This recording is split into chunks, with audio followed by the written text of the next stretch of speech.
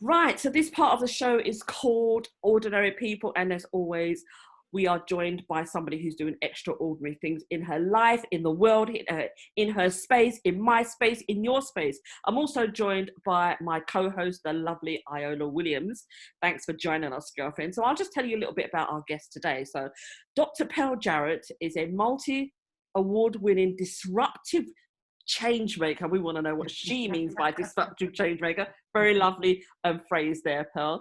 She is also the founder of the founder and group CEO of the Jarrett Foundation. She's also a mother of 3, and she's married to her best friend for 31 years. Isn't that lovely?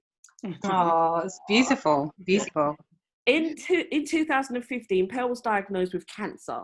After winning the fight of her life, she decided to draw up a bucket list of all the things that she's ever wanted to do, but either talked herself out of or allowed other people to talk her out of it.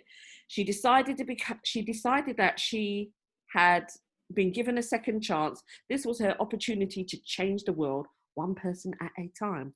Within 2 weeks of her decision to shut down her successful business consultancy, she packed her bags and headed off to the Gambia. Since then, Pearl has been going down the list and achieving everything on her bucket list. Run an international children's charity, start another business, become a doctor, become an actor, a public speaker, an author, a musical producer, and the list goes on.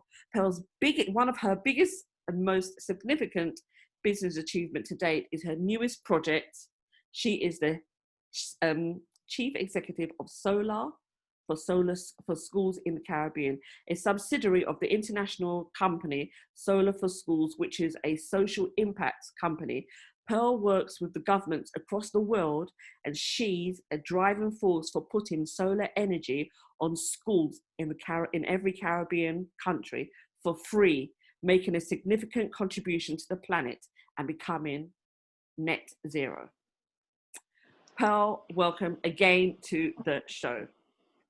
Thank you, Sonia. Thank you so much. Right, so we have so much to talk about because I think it was 2016. I think it was around this time, 2016, you came on my show, if my memory serves me well, which is like 4 years. And I know you came on just after you were diagnosed with your cancer. And at that time, you was making some natural fruit juices. Yes. Oh, yeah. I remember you in that apron and all that stuff there. Okay, but since then you've decided, like, you know, you're continuing to go down your bucket list, and you went to Gambia. And I remember when you were going to, but I thought it was Sierra Leone. I don't know why I thought it was Sierra Leone. I went to Sierra Leone after the Gambia. Oh, I see. Right, so I remember you sending Added to the bucket list. was it containers? That's correct. You put containers well done. of is it just clothes, or was it household goods as well? Everything. Completely. Yeah, down to Africa, and then you'd have to jump on a plane, go down there, go and get to the shipment before everybody else does. I remember those days there. She's come a long, long way, guys. A long, long way. All right, so first of all, tell us, what do you mean by disruptive change maker? Because that sounds like a naughty girl. Growing up, everything, especially in church, anything disruptive or in school sounds naughty. It does. But I realize in business, it just means that you're not prepared to be the same. Okay. You're not prepared to just be the same as everybody else. You can look at something and say, actually, if I move that there and I move that there and I shift that and I move that and I add that and I add that, I could create something innovative and something really fabulous. And this thing about, you know, if it's not broke, don't fix it. That's rubbish. That's nonsense. Otherwise, you'd never have innovation if we just went along with everything as it was. If it's not broke, or just leave it alone. No. I'm just not doing that. So I do exactly what it says on the tin. I disrupt things, I change them, and I make them better. Okay. So before we go into the change that you have actually brought about for not just for our community here, but for the communities in the Caribbean, talk us a little bit about how racist are you? The experiment that you was in with Jane. Yeah, I want to know about that one. There, I want to know about that one. So tell us about that. So hold on. First of all, Iola, do you know about Jane Elliott? Yes, I do. I've seen that. I've seen the program. I've studied her on YouTube. So yeah, very familiar with it. So for our listeners out there who doesn't know, Jane Elliott is a white woman from America, and she has an experiment where she takes, they're all white, well, the majority of the white people, and if you've got blue eyes, you go to the left. You've got brown eyes, you go to the right, whatever, something like that. And then the brown eyes represent black people, the blue eyes represent blonde people.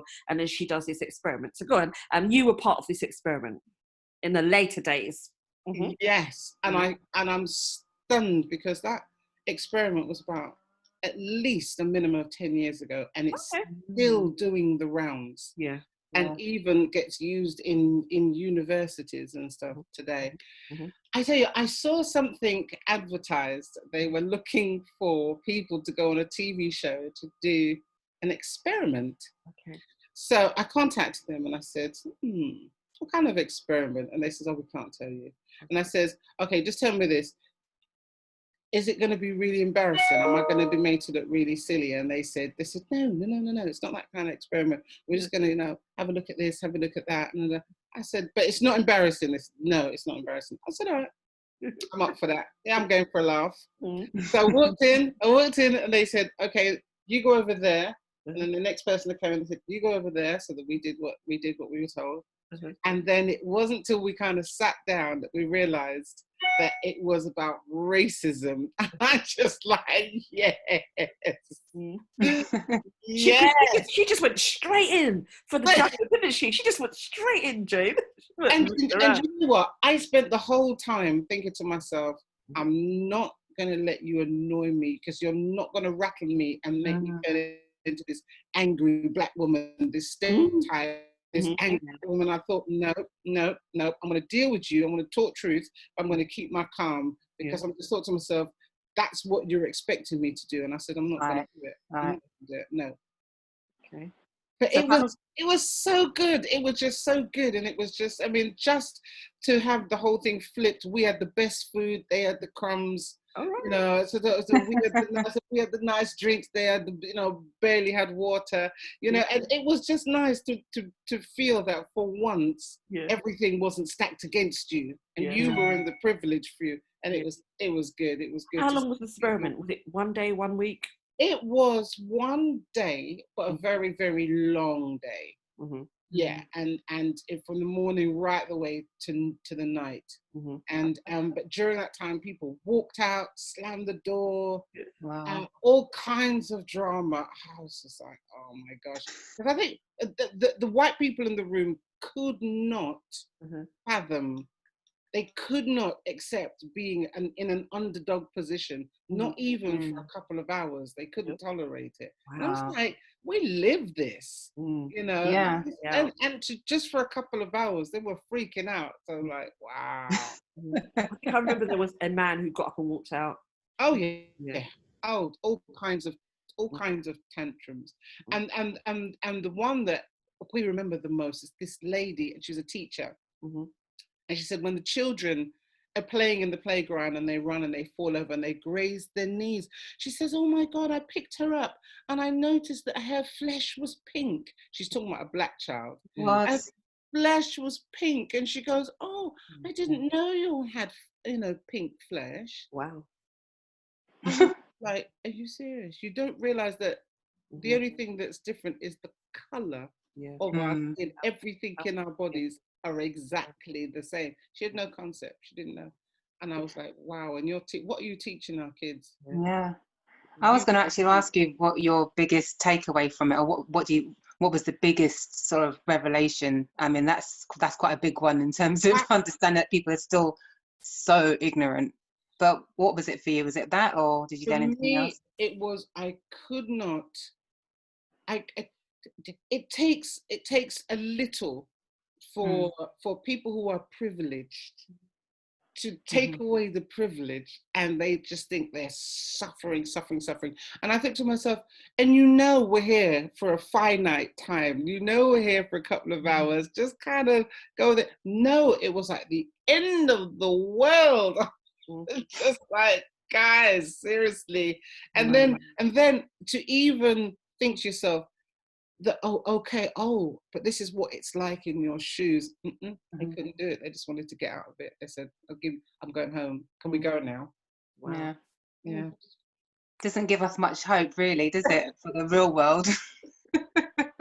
Unfortunately, this is why we're going through all these experiences still till today, 2020. Still till today. Absolutely. So you were going down your bucket list. Yes. You had already done the experiment. Yes. And then of recent, in latter years now, you decided to become an actress. Tell us about your journey, because I know I see you on a big, like a 40-foot billboard. I'm coming from the airport, and I'm like, oh my gosh, look at Pearl up there. You know.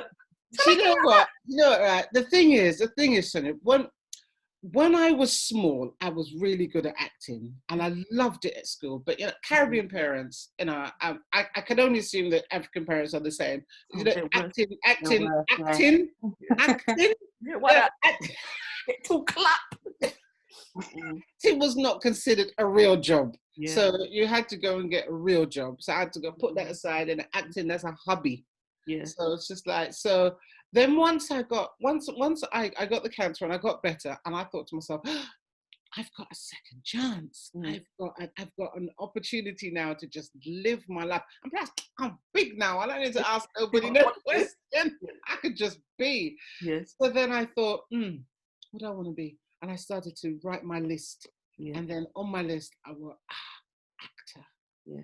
So once I had decided that, I started Googling for drama schools and everything. I was off. I'm totally off. Once I'd made up my mind, I said, that's it. So I found a drama school, and I found the drama school that I to go to, and blah, blah, blah. Was that Identity? Is that one? Yes, I went to Identity, and then I went on to the Unseen after that.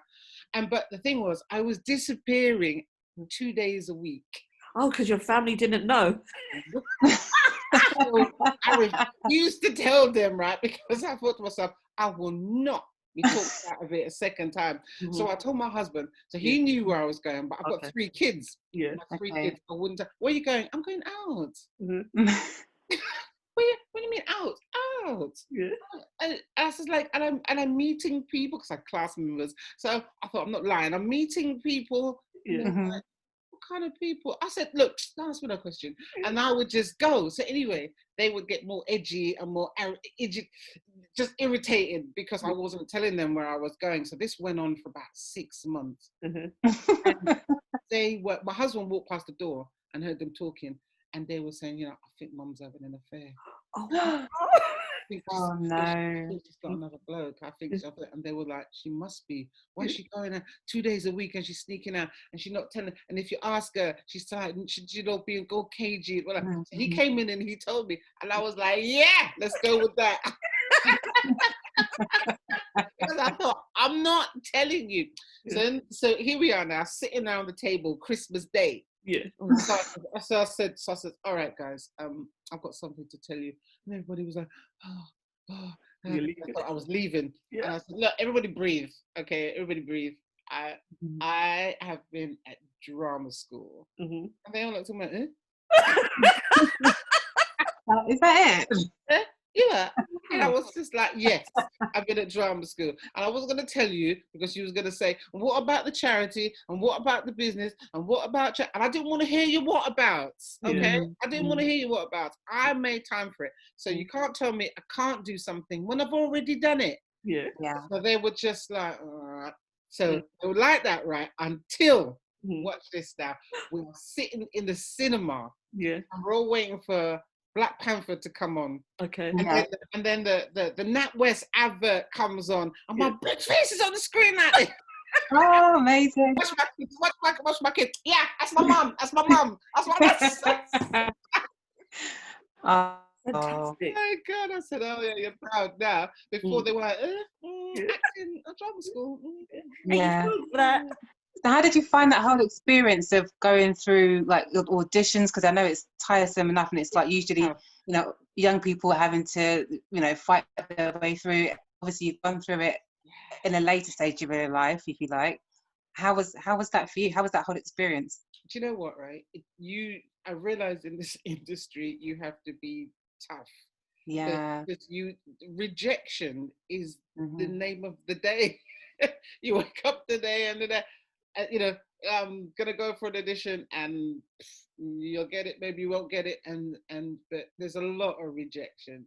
So you have to just decide, you know what, and especially when they say, "Oh my gosh, that's the best one I've seen today. You are just what we needed. Oh, that's wonderful." And you walk out the door and you bring in the agent. "I think I've got this one. Look at this one." And then you never hear from them again. They don't even tell you haven't got it. They just diss you. Wow. They just don't contact you. And then so it's a lot of disappointments, because especially when you get down to, because they start with a big number and then they whittle them down, and a few times I've got down to the last two, and then it's crushing when they take the other person. It literally is like, one of these programs you see, like, Britain's Got Talent, and the winner is, and then they pick the other person. I beat 600 people and then rolled over at the end. Never mind. Can But you I've had a couple of really good successes, so I'm happy. I'm happy with that. Yeah. Tell us about the poster. The poster. Yeah. So the poster, the NatWest poster. I don't know if it was NatWest, because this was a couple of years ago, but I remember I was coming NatWest. from Heathrow Airport. Yes. A massive 40-foot, I don't know, 50 foot. Yeah. It went with the advert. So the lady said to me, the producer said to me, she said, Pearl, just be prepared, because your face is going to be everywhere. Yeah. So I said, when you say everywhere, she said, literally everywhere. And then so when it came out, my face, I was at the train station. Then I got on the train and my face was on the train. And I got off the train and I was walking. It was at the bus stop, and and there was like posters literally everywhere. And then I know which one you mean, Sonia. It's the flyover. I think that one that goes to Heathrow Airport. Yeah. It was this giant poster that was up there. And then when I saw it, I was like, you felt that, did you? But on a serious note, right, Pearl? So, I mean, you've had all these great moments in your life, right? Yeah. But tell us about the moment when you found out that your son, because it's devastating enough for my mother or my wife to contract cancer, but for your child also to contract cancer. Yeah. How was that emotionally? That was the worst day ever. When I had cancer, that was a horrible moment, but it doesn't compare to when the doctor says your child has cancer. And I felt literally like the world just stopped spinning. And so we went through, I say we as a family, but Kieran went through rounds and rounds of chemotherapy and everything else, and radiotherapy. And then one time they gave him 1 week to live. So they gave him 1 week to live, and I sat there, and when the doctor said it, I said, I don't receive that. Good. And you could tell he kind of looked at me like, oh, poor soul. She don't really understand. And I just thought to myself, no, I'm perfectly, I'm just not having it. Yeah. And the nurse went and she took her cloth and she wiped Kieran's name off the board above his bed, and almost to intimate he was already dead. And she walked out.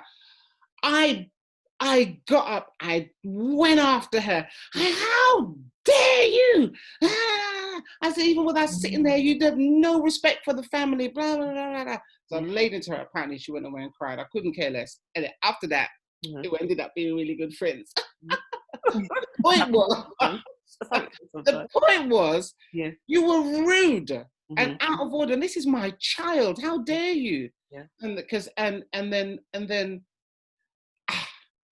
God, when you just, I wanted to hear from God, because I thought, God, do I have to prepare my child for death, or is he going to live? I just want to know. I just want to know. And I was too close to it to hear from God myself, because I thought to myself, I know what I'm going to hear, and I'm going to hear, yeah, he's going to be fine. Yeah. I really want to hear. So I put it out to some 2 or 3 people who I believe could hear from God. And they came back and they all said, God said he's going to live. This is not going to kill him. He's going to get through it. I said, right. Yeah. So I rolled up my sleeves, Sonia, and I'll go for these prayer walks, and I'd speak to death in the park. Yeah. And I'd speak to death and point my finger, and I said, you will not have my child. You will not. And I would plead the blood of Jesus. I would do everything. He will live and not die. I spoke over him morning, noon, and night. And they said, oh, the only thing that's going to save him is that he's going to need a bone marrow transplant. But we've looked on the list, and there's no bone marrow anywhere in the world that matches him. And Kieran is a twin, and his twin brother wasn't a match. Wow. I said, God said he's not going to die. And I said, devil, I don't care what you say. I don't care what they say. God said he's not going to die. And I said, I'm going to continue to lash you with these scriptures, so you know I don't care what you tell me. And I would do this every morning in the park. And then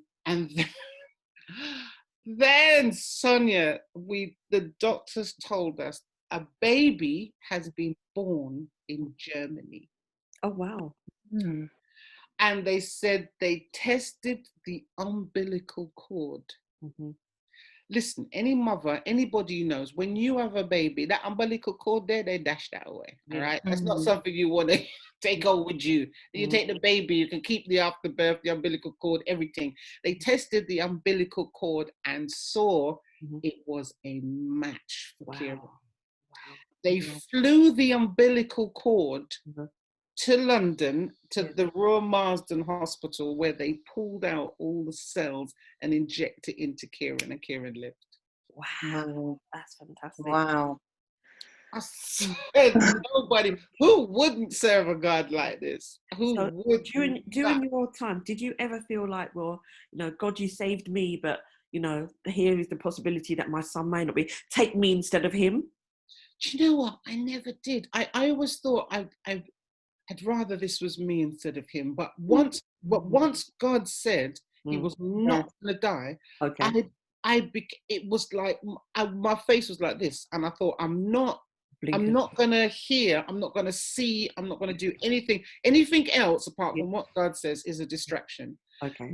And when we did this Global Day of Prayer. Do you remember, Sonia? Yep. I put this Global Day of Prayer, and I said, right, we called it the Global Day of Prayer. It was a bit ambitious. Yeah. I was telling people, right, share this. We want prayer for Kieran on the 27th of February. When I tell you, the Holy Spirit must have just taken it and just blew on it.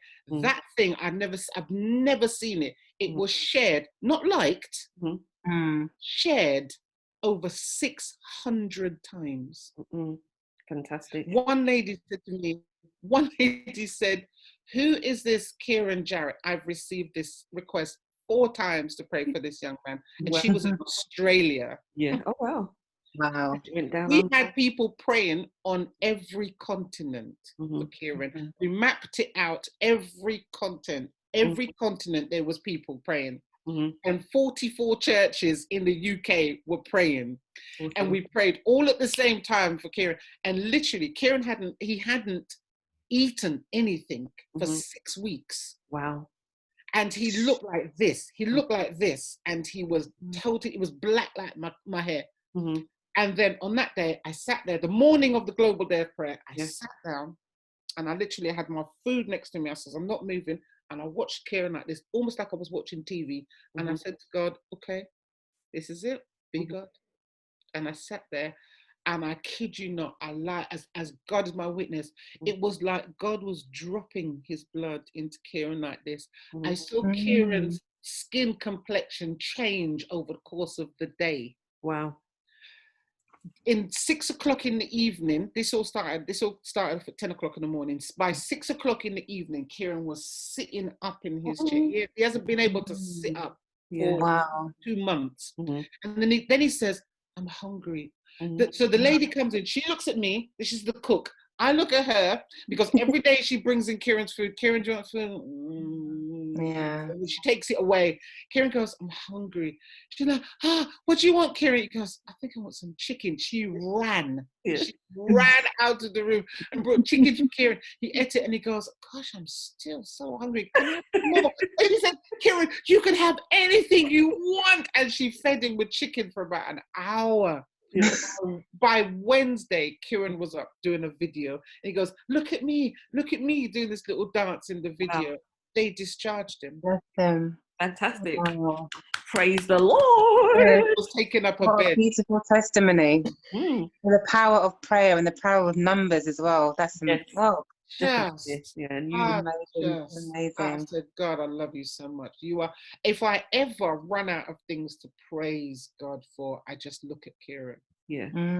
Got his hair in locks now. It's down here on his shoulders. His hair was shaven, and he looked like this. I look at him now, and I thought, you don't even look like you don't even smell of smoke. Been through a fire, and you don't even look like you smell. You don't even smell the smoke. And I said, God, nobody but God. Yeah. Just dust it off and get back on. All right, so we're running out of time now. So tell us so tell us about your new solar system that you're putting into the schools in the Caribbean, and tell us about that. Okay, so I've been working in Jamaica in the schools for quite a long time. Okay. As you say, with my shipments, I was shipping stuff. I was shipping school furniture and shoes and you name it. And then we kitted out 136 schools in Jamaica. Wow. Wow. So every time we would go to one of these schools, they'd be complaining, oh Lord, the electricity, it's so dear, and the blah blah. The energy is a real problem in Jamaica. I was talking to them, and then I thought, you know what? I'm a disruptive change maker. I'm gonna change this. So I just started to talk to people and and then just understand how the system works. I know nothing about electricity. Okay, nothing, nada. And then so I'm starting to learn as I go along. Then I'm like, this is Jamaica. You need wall to wall sunshine. This is not. It's not London. This is, I said, it's a bit of a no-brainer. You need solar. So I just thought, well, and I started to talk to people. They said, because it's so expensive, we can't afford it. I said, okay, I'm going to come back and talk to people. I came back, I started to talk to people. I started to have some high-level conversations. Cut a long story short, got connected to a company and told them all what I was doing. They have raised the finance. They've got a massive investor package put together, so the schools don't need to pay for the panels on the schools. I'm putting a maintenance package in there, so they don't even need to be. If it broke down, we fix it. And it means that schools can have electricity, and we're looking at Jamaica as a test bed, as a test country, to put all schools in Jamaica. Put solar energy on them free of charge. Fantastic. And then we're going to roll that out through all the Caribbean. Yeah, fantastic. That is brilliant. So how far are you into the test at the moment? So we're going back in January. We were about to book something, and then we all went to lockdown again. But now that we've kind of got the company and all that bit, all our bit in the UK sorted out, we're going to go back now and sort out 3 or 4 pilot schools and then test that. And then once we've got everything's working, probably we've got all the data, we're going to roll it out nationally. Beautiful. Beautiful. I feel like you need like 10 awards just for that alone. That's just, so hold on. Are you starting from your hometown in Jamaica? I'm definitely going to do something from my hometown. Yes. Where's your hometown? St. Anne's. Okay. So I'm definitely going to do something. So where's the pilots going to be run? The 3 pilot schools we're looking at the moment are in Mandeville. Okay. Yeah, only because I've got an office in Mandeville and I've got a warehouse in Mandeville. Okay. So where we were shipping everything over, and then somebody donated a warehouse, you just never took it back. So okay, yeah. Warehouse, and I've got a team there, so it's easier to find the schools locally. Okay. Okay. But that's exciting. That's what I'm saying. I keep reinventing myself. Now I'm just having to learn about energy. I'm having to learn about solar. I'm having to learn about this because I'm just thinking, well, if I'm going to do this, I better learn. Yes. Exactly. You have to. So how long have you been working on this project then? Oh, gosh. So I've been working on this one for probably about a year. Okay. Probably about a year, maybe a bit longer. Yeah. So after Jamaica, what countries after that? Do you know what? I don't know, but it's all going to be the English-speaking countries, just for ease. So we'll definitely do kind of like Barbados, you know, St. Vincent, St. Lucia, all the English ones before we do something, any of the French-speaking ones. Otherwise, I'm going to have to need translators or learn French. So we do those ones first. Yes, but I'm hoping to roll it out. Honestly, my big dream is to roll it out free solar for every school in the Commonwealth. Okay. Yeah, that's the big. So dream. how will you raise the funds, the finances? So I don't see. This is the thing. I spoke to this. You just speak and speak it into existence, right? And they've put an investor package together for me. So my dream comes with backing. Right. Yeah. Okay. And so that's what I said, it will happen. I've never been in a position before. I've always thought, well, I'm just going to do something, and then we struggle to make it happen, and then it happens in the end, and then it kind of happens, but not quite as what you thought. And this one, I've just been talking to people, and they've been taking out their checkbook. Fantastic. It's global warming because the earth is getting hotter and hotter and hotter. So every time they can find someone or something where they can help to take all the fossil fuels out and then put green energy in, they think, well, I'll pay for that. I'm like, cool. Yeah. So I've just tapped into something. I unwittingly tapped into something. Have you seen those natural disasters that's been going on in Jamaica? Oh my days, they're breaking my heart. Whole sides falling down, taking houses with them. Yeah. You know, uncontrollable floods. And I'm just like, it's global warming. Yeah. So you can't keep, you know, as the people like to say, global warming is not real. It's real. Yeah. And unfortunately, you got the Caribbean, you know, places like that. The poorer countries are paying the price, and they're not the big polluters. You know, but the hurricanes, when the hurricanes come, that's where they go, and they get hit. It's horrible. But I'm going to do what I can. Of course. Yes, then you are. You can do what I can. My little piece, I'm going to do what I can.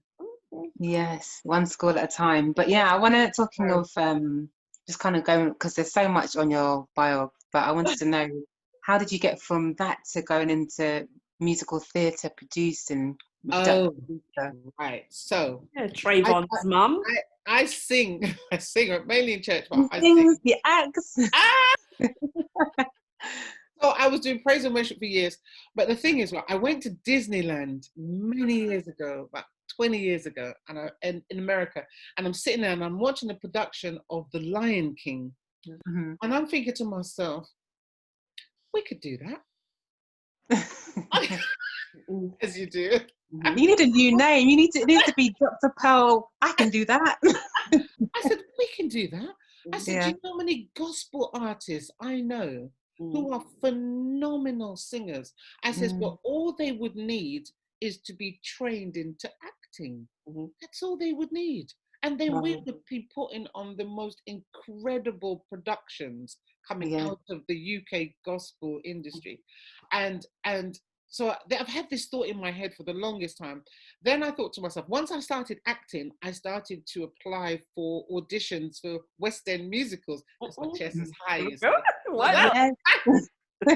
Why not? Yeah, why not? It's high. I wasn't going for no local things. West End. Yes. So I could not get an audition, not for love or money. I could not get not even talking about the role, you know. I couldn't get an audition. So I thought to myself, you know what? I will not be foxed by this. I know. Listen, if you shut the door, I'm just gonna climb through the window because that's. It's just, I'm just unconventional. Unconventional. So I'm just going to disrupt the whole thing. Disruptive, yes. So what it is, it forced me to think outside the box. So what I did was I applied to the Arts Council, and I went because I thought, well, you fund these things, don't you? And they were like, yeah. I said, right, this is my thought. And I said, I'd like to do this, and I'd like to, and train gospel artists and bring in actors and train them up, blah, blah. And I told them my idea. They said no. So I applied again. They said no. I applied again. They said no. I applied again on the 4th time. They said yes. Oh, fantastic. They gave me the money. I hired my own West End musical. I hired the director. I hired the musicians. I auditioned for gospel singers to come. Then I hired drama tutors from my old acting school come in and to teach them. And we put on a 2-day production in the West End. Just a little tester. It sold out immediately. What was it called? So then it was called Gospel Does Theatre Classics. And it was only over 2 days and it sold out. I mean, it was gone. People were calling me. And I said, there's no tickets, they're gone. Anyway, so we then put on a matinee. We said, all right, there's a matinee. We put on an extra matinee. Literally, that sold out in 1 hour. Wow. So it was gone. So 1 month before opening night, you couldn't get a ticket. They were gone 1 month. So now I've tested my concept. Yeah. I am now in lockdown. I've written a musical theatre production. Amazing. There's no stopping you.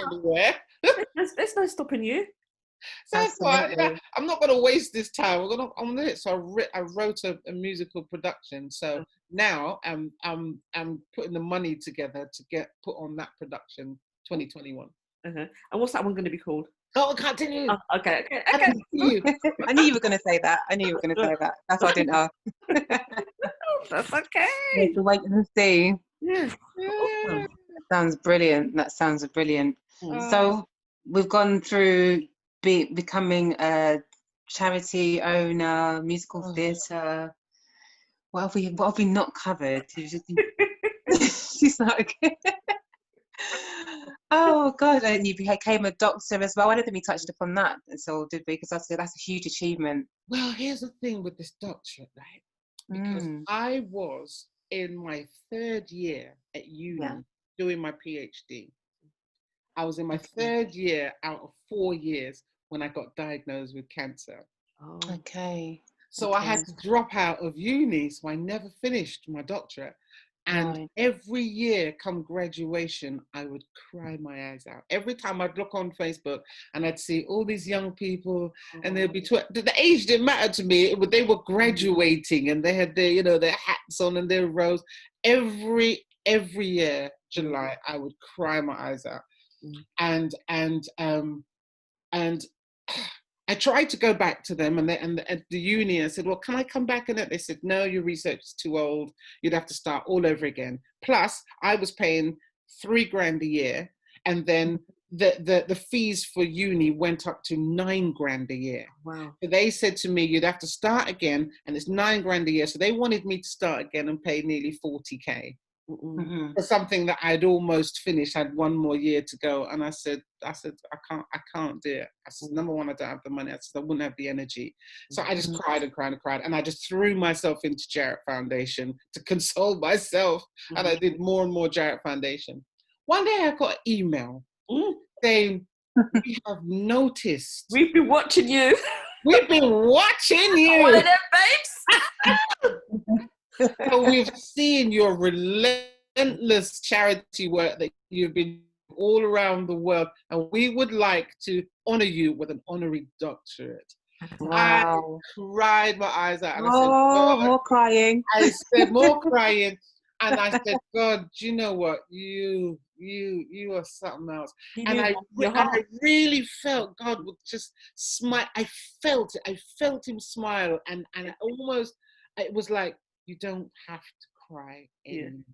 Yeah. I got you. Wow. Well, congratulations. I know it's a little while ago, but huge congratulations on all of your achievements, including that one.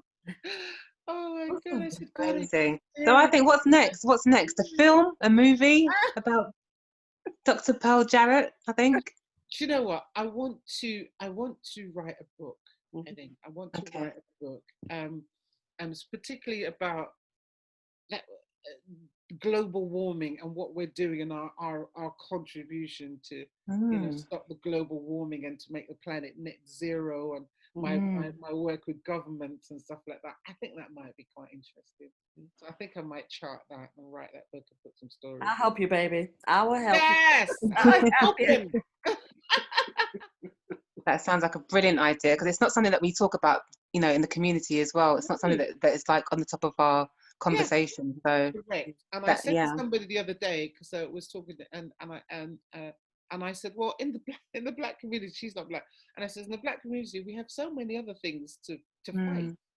That global warming is not at the top of our agenda. It affects us the most, like you said.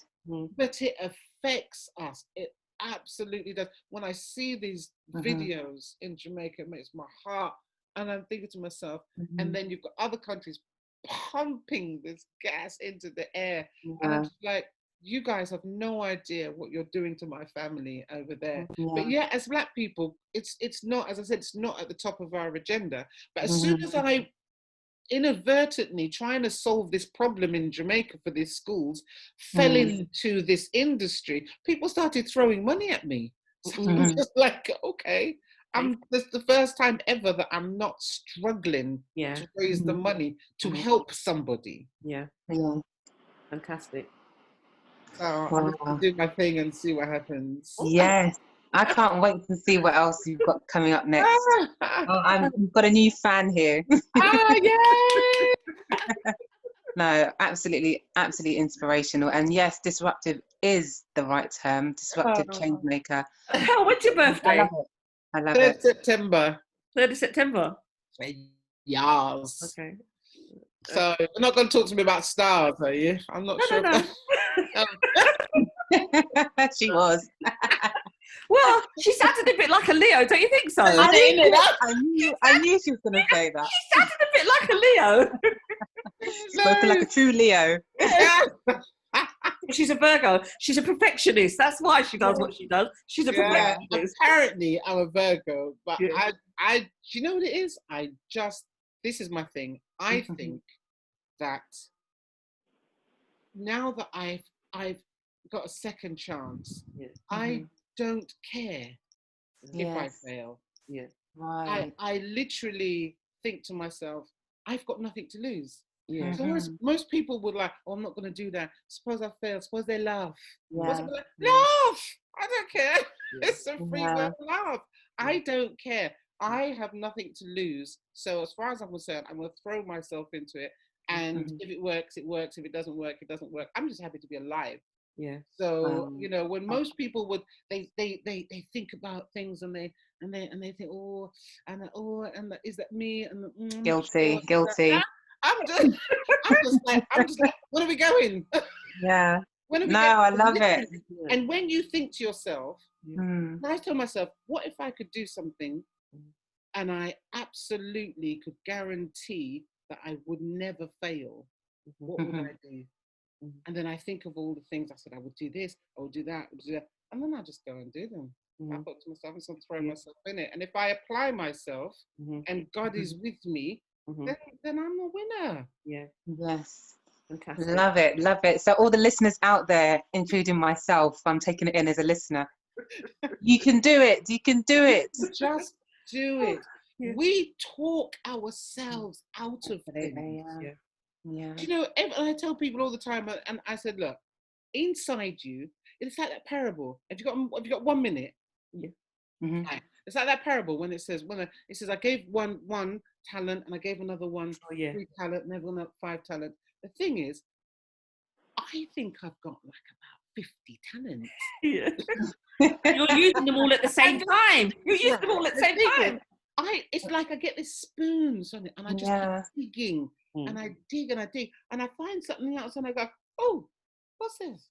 And then what most people do when they find something, they go, that's not me. Yeah. And they push it aside and they talk themselves out of it. I think we all have multiple talents, but we just think to ourselves, oh no, if I do that, I'll fail. Suppose it doesn't work, I look stupid. Suppose, suppose, I haven't got enough money, I haven't got enough contacts. You just walk, just do it. People will help you. Yeah. That's what I found. You just keep moving and someone says, oh, so how are you going to do that? I said, I don't know. That's how I started to do Jarrett Foundation. How are you going to ship the container? I don't know. I'm talking to my back manager. I don't know. She says, well, Barclays can help you ship them. Yeah. I said, yeah, all right. And then so Barclays shipped all my containers for 5 years. Yeah, fantastic. Wow. Because I just keep walking and talking to people. And how you can do that? I don't know yet. Yeah. Where there's a will, there's a way, right? Where there's a will, there's a way. And I would say to anybody listening, I'm serious, anything that you can see, and we'll say this in closing, like there's pastors when they say, and in closing, I'm coming down. Yeah. If you see if you see a glimpse of something, that's just God showing you. Yeah. He's giving you a little glimpse of that's you. That's a vision of you in your future. Most people just push it aside. Yeah. Just if you see something and you think to yourself, oh my God, what was that? Just walk and just let him just be you and just let God do it. Everything in you is there for a reason, and you are the answer to somebody's problem. Amen. Yes. Amen. That's right.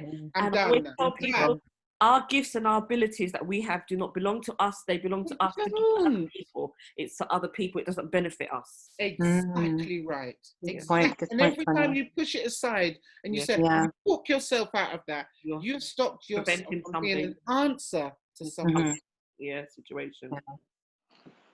Right, well, we've come to the end of our time together. But I want to say thank you very much for joining us and giving us a recap and bringing us up to date on what the Jarrett Foundation is doing and what in particular Pearl is doing in her space in the world. And I think it's fantastic.